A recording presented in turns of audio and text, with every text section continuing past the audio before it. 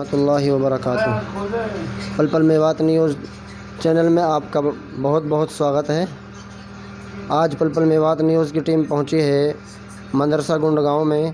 اور ہم وہاں آپ کو ملواتے ہیں حضرت مولانا الیاس صاحب سے، کیونکہ اس وقت جو رمضان المبارک کا پاک مہینہ چل رہا ہے، اور مولانا صاحب تھوڑا اس کے بارے میں تفصیل سے بتائیں گے کہ اس ماہ میں پاک مہینے کو کس طرح گزارنا ہے۔ السلام علیکم ورحمۃ اللہ وبرکاتہ۔ آپ نے پوچھا کہ اس مہینے کو کس طرح گزارنا ہے، تو ہمارے ایک دوست ہیں قاری عبدالرحیم صاحب، انہوں نے ایک بہت اچھا مضمون ہمارے لیے بتایا ہے کہ ماہ مبارک میں رمضان میں اور نیکی نہ کریں تو ہم گناہ بھی نہ کریں، یعنی اگر ہم بہت بڑی عبادت نہیں کر سکتے ہیں تو جس طرح روزہ رکھنا، نماز پڑھنا، قرآن پڑھنا، نفل پڑھنا، دعائیں مانگنا ایک عبادت ہے، اسی طریقے سے گناہ سے بچنا بھی ایک عبادت ہے۔ تو میں یہی درخواست کروں گا کہ جو اپنے مسلمان بھائی ہیں، بھائی ماہ مبارک میں اپنے آپ کو گناہ سے بچا کے رکھیں، اور خاص طور سے اللہ کی طرف رجوع ہوں، اللہ سے مانگیں، کیونکہ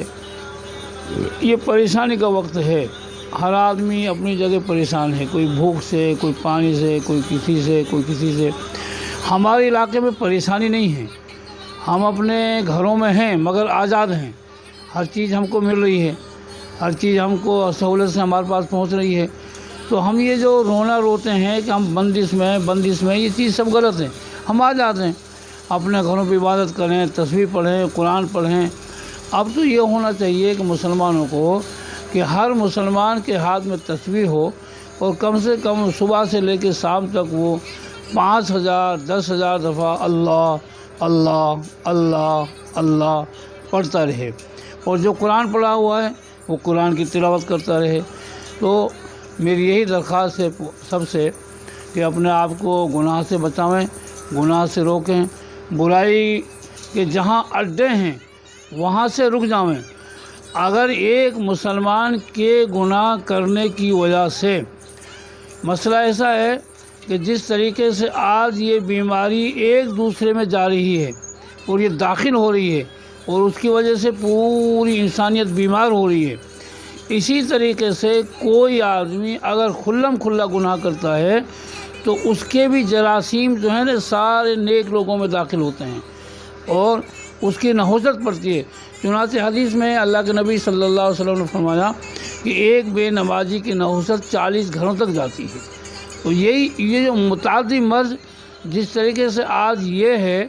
کہ ایک کیڑا، ایک کیٹانو بذریعہ چھینک، بذریعہ کھانسی، ہاتھ کے ملانے سے، مصافحہ کرنے سے دوسرے میں جا سکتا ہے، یہاں تک کہ اگر وہ مصافحہ بھی نہیں کیا، خالی سانس سے سانس ٹکرا گیا، پھر بھی وہ کیٹانو دوسرے میں چلا جائے گا۔ تو اسی طریقے سے جو بدی کا کیٹانو ہے، برائی کا کیٹانو ہے، جو جواری، شرابی اور بہت سی جگہ ناجائز چیزیں جو ہو رہی ہیں، جھوٹ، فریب، دھوکہ دھڑی، یہ وہ، حالانکہ آدمی خوش ہے کہ میں کسی کا کچھ نہیں بگاڑ رہا، لیکن اس کی نحوست کے جو جراثیم نیک لوگوں میں جو داخل ہو رہے ہیں، وہ ان کی ساری نیکیوں کو اسی طریقے سے کھوکھلا کر دیتے ہیں جس طریقے سے یہ کورونا کا جراثیم جسم کو کھوکھلا کر دیتا ہے۔ تو مولانا صاحب، جس طرح آج رمضان المبارک کا پاک مہینہ چل رہا ہے، لوگ باغ اپنے گھروں کو چھوڑ کے مساجد کی طرف رجوع کر رہے ہیں، مساجد کی طرف جا رہے ہیں، کیا اس وقت میں جیسے حالات چل رہے ہیں مساجد میں زیادہ اجر مل رہا ہے یا اپنے گھروں پہ زیادہ اجر مل رہا ہے؟ اس پہلو کو اصل میں دوسرے پہلو سے بھی اس سوال کو دوسرے پہلو سے بھی سوچنا چاہیے کہ بھئی جہاں آج گورنمنٹ آفیسران ہمارے جو بڑے ہیں، یعنی قاعدے کے مطابق سے جو حکم ہوتی ہے وہ بڑی ہوتی ہے، اور سب سے بڑے ہیں ہمارے علماء کرام۔ تو مسئلے کے اعتبار سے میں نے ایک دفعہ پہلے بھی بتایا تھا کہ کہ وقت کے علماء کرام، یعنی اس موجودہ وقت میں جو بڑے بڑے علماء کرام ہیں ان کا جو فتویٰ ہوتا ہے شریعت اسی کو اہمیت دیتی ہے۔ تو آج ہمارے علماء کرام کا اسی پہ فتویٰ ہے، یہی ہدایت ہے، یہی ہمارے لیے قانون ہے کہ آپ زیادہ سے زیادہ بھیڑ جمع نہ کریں، مسجدوں میں جمع نہ ہوں، چوراہے پہ جمع نہ ہوں، کہیں بیٹھے نہیں ایک ساتھ جمع ہو کر کے،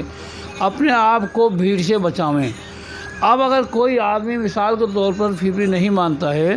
اور پھر یہ کہتا ہے کہ مولوی غلط کہتے ہیں اور میں جو کہتا ہوں وہ صحیح ہے، مسجد میں جانا چاہیے، نماز نہیں چھوڑنی چاہیے،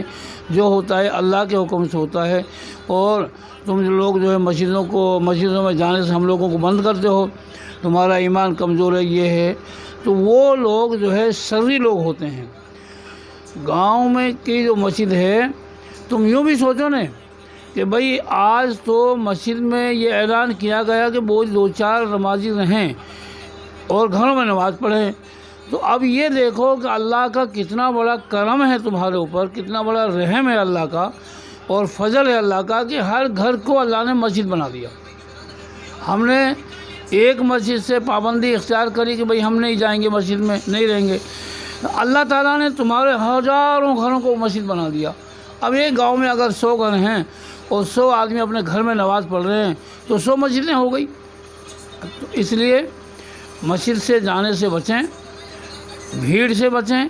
مسجد میں جانے کا مطلب یہ نہیں ہے بھیڑ سے ہے، یعنی سرکار بھی آپ کو مسجد میں جانے سے منع نہیں کر رہی ہے، وہ بھیڑ سے منع کر رہی ہے، کیونکہ وہاں جماعت کی بھیڑ ہوتی ہے۔ وہی بھیڑ اگر ہم لوگوں نے چوراہے پہ لگائی، وہی بھیڑ اگر ہم نے بیٹھک پہ لگائی، وہی بھیڑ ہم نے کہیں راستے میں جمع کری، وہی بھیڑ ہم نے کہیں جو ہے بازاروں میں کری،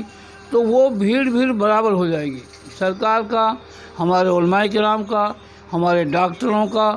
اس وقت میں ساری دنیا کے جتنے بھی ڈاکٹر ہیں سب کا کہنا یہ ہے کہ اس بیماری سے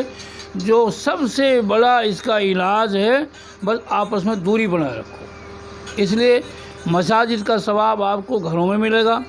اور بلکہ میں یوں کہتا ہوں، میں مفتی صاحب نہیں ہوں لیکن میں یہ کہتا ہوں کہ جو آدمی گھر میں نماز پڑھے گا اس کو دوہرا ثواب ملے گا۔ ایک تو اس کی نیت اٹکی ہوئی ہے مسجد میں، اس کا ثواب ملے گا، اور دوسرا اس کو گھر پہ نماز پڑھنے کا ثواب ملے گا۔ تو آدمی اس وقت اگر مان کے چلے گا تو اس کو مسجد میں بھی دوہرا ثواب ملے گا، مسجد کا بھی ملے گا اور اس کے گھر پہ نماز پڑھنے کا بھی ملے گا۔ مولانا بہت بہت سواگت آپ کا، آپ نے ہمارے چینل سے لوگوں تک یہ بات پہنچائی ہے۔ آپ بنے رہیے گا پل پل میوات نیوز کے ساتھ۔ السلام علیکم۔